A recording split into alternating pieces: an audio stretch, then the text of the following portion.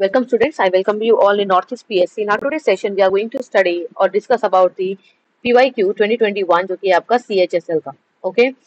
So question number 1 is that consider the following statement और इनमें से कौन सी आपकी सही है. Number 1 statement is the Rafale aircraft was formally inducted into the Indian Air Force on 10 September 2020. Absolutely a correct statement.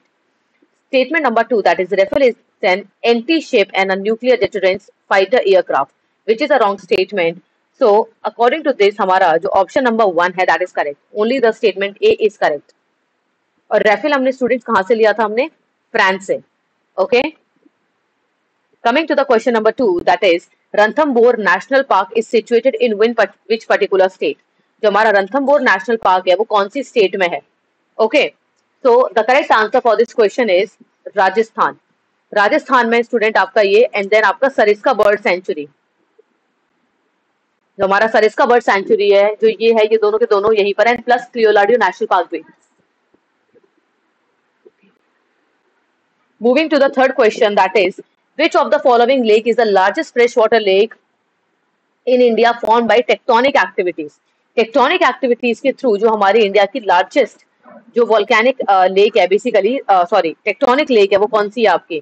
Wular lake, Bhimtal, Nainital और none of the above. That is Wular lake. Moving to the next question, that is which of the following river given below is one of the principal tributaries of the river Brahmaputra. बच्चे ब्रह्मपुत्र की आपकी शाखाएं ब्रह्मपुत्र के tributaries की बात की जा रही है. So the options here are Mahananda, Gandak, Yamuna और Puthimari. So the correct answer is Puthimari. Question number 5, that is the World Water Day is held annually on. किस तारीख में हम ऑब्जर्व करते हैं अपने वर्ल्ड वाटर डे को? That is 22nd of May, 22nd of April, 22nd of March and none of the above. बच्चे 22nd of this one and ये आपके वाटर आपका अर्थ डे हो गया, आपका एनवायरमेंट डे हो गया. 22nd में ही सारी चीजें मनाई जाती हैं. ओके. एनवायरमेंट से रिलेटेड जितनी भी आपकी चीजें होती है वो 22nd डेट को ही मनाई जाती हैं, चाहे वो आपका एनवायरमेंट डे हो, आपका अर्थ डे हो, कोई भी डे हो. ऐसे ही आपका 22nd of March को वर्ल्ड वाटर डे मनाया जाता है. We celebrate and we observe the World Water Day on 22nd of March. Moving to the next question, that is Botanical Survey of India, that is BSI, bring out an inventory of endangered plants in the form of a publication. It is titled as BSI जो हमारा है that is the Botanical Survey of India, उसने endangered plant को लेके एक inventory bring out की थी जिसकी पब्लिकेशन का नाम क्या था? जो वो पब्लिकेशन थी उन्होंने उस पब्लिकेशन मीन्स उस बेसिकली वो जो उनकी एक बुक थी या जो उन्होंने एक पब्लिकेशन निकाली थी उसका नाम क्या था?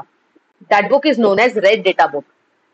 कोई भी चीज बच्चे खतरे में, आप जब खतरे की घंटी देखते हो तो आपका कौन सा कलर होता है? That colour is red, right? So that species is endangered species. Endangered plant है आपके, तो ऑब्वियसली बात है कौन सी बुक होगी आपकी? Red data book. Moving to the question number 7, that who is literate as per the census of India 2011? 2011 का जो हमारा सेंसस है, हमारा जो जनगणना है, उसके अकॉर्डिंग लिटरेट का मतलब क्या होता है बच्चे? जो इंसान पढ़ लिख सकता है. उसके आपके एक डेफिनेशन क्या है, उसके दायरे क्या है? ठीक है, किसको आप एक लिटरेट डिफाइन कर सकते हो? तो पहली बात तो लिटरेट डिफाइन करने के लिए पर्सन शुड बी इक्विवेलेंट और मोर देन 7. पहली कंडीशन क्या है आपकी कि इंसान या तो 7 साल का हो या तो 7 साल से ऊपर हो. The second prior condition, that person should read, sorry I am writing here as red, that is वो रीड कर सके, राइट कर सके प्लस अंडरस्टैंड कर सके उस चीज को. ये नहीं है कि खाली लिख दिया, पढ़ दिया, बस हो गया. नहीं, रीड कर सके, राइट कर सके, और जो रीड और राइट कर रहा है वो उस चीज को अंडरस्टैंड कर सके. उसकी मेंटल कैपेबिलिटी इतनी हो कि वो उस चीज को अंडरस्टैंड कर सके किसी भी लैंग्वेज में. जरूरी नहीं है that language should be Hindi और English only. No, any language. That language can be Bengali, Assamese, Manipuri, Malayalam, Kannada, Tamil, कोई भी लैंग्वेज आपकी हो सकती है. अपनी खुद की लैंग्वेज को वो कर सके, कोई दिक्कत नहीं है.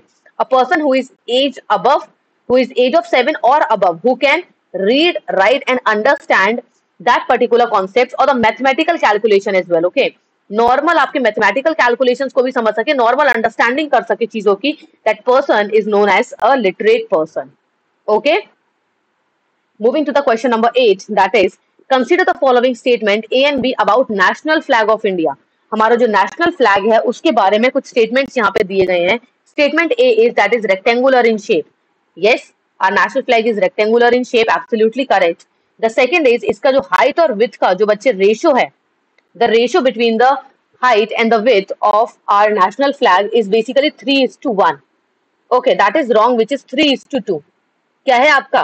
लंबाई में ये 3 होना चाहिए और यहाँ पे आपका ये 2 रेशो होना चाहिए. 2:3 इसका रेशो होता है. Okay, so the statement 2 is incorrect, whereas the statement 1 is correct. So only statement 1 is correct.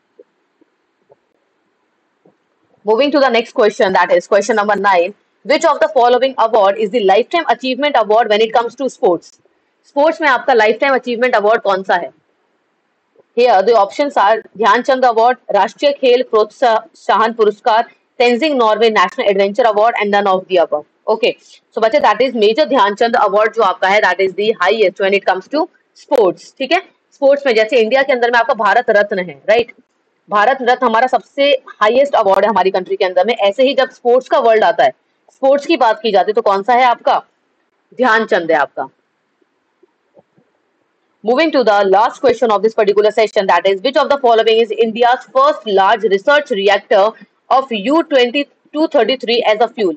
जिसने आपके U-233 को as a fuel यूरेनियम 233 को यूज किया, that is ध्रुव, कामिनी, पूर्णिमा और none of the above. बच्चे the correct answer is Kamini. Okay, that is Kamini है जिन्होंने आपके यूरेनियम 233 को यूज किया है एज अ फ्यूल.